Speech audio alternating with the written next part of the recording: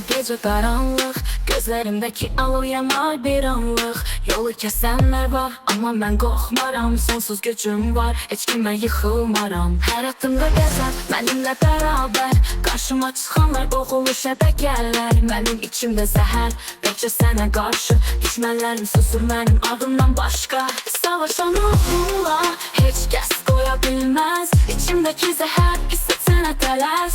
Yükselirəm ben buradayım sen kork. Hiç kim dayanabilmez, bu yolda teken yok. Hayatım bir düş, qalib olacağım. Gözlərimdə qəzəb, yenə qalxacağım. Yalanlar dağılacaq, mən gerçəyəm. Qarşıma çıxan hər kəs yıxılacaq, şübhəsizəm. Hər anım bir savaş, mənimlə gələr. Qırılan zəncirlər gücümü göstərər. Qaranlıqda parlayar, bədənim titrəyir. Mənimlə olan dünya heç vaxt dönməyir. Savaşan ruhumla heç kəs qoya bilməz. İçimdəki zəhər hissetsənə tələs. Yükselirəm mən buradayım sen kork. Hiç kim dayanabilmez, bu yolda teken yok. Her adımda gəzər benimle beraber. Karşıma çıxanlar boğuluş əbəkərlər. Mənim içimdə zəhər, təkcə sənə qarşı. Düşmənlərim susur mənim adımdan başqa. Savaşan ruhumla heç kəs qoya bilməz. İçimdəki zəhər hissetsənə tələs. Yükselirəm mən buradayım sen kork. Hiç kim dayanabilmez, bu yolda teken yok.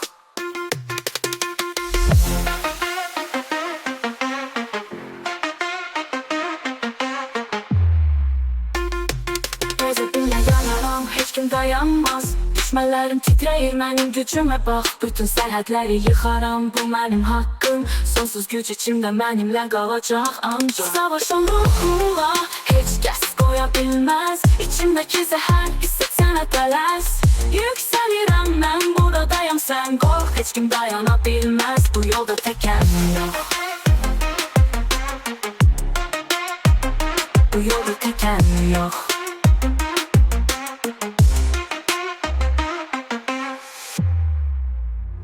Qəzəbimlə yanaram, heç kim dayanmaz. Düşmənlərim titrəyir, mənim gücümə bax. Bütün sərhədləri yıxaram, bu mənim haqqım. Sonsuz güc içimdə mənimlə qalacaq ancaq.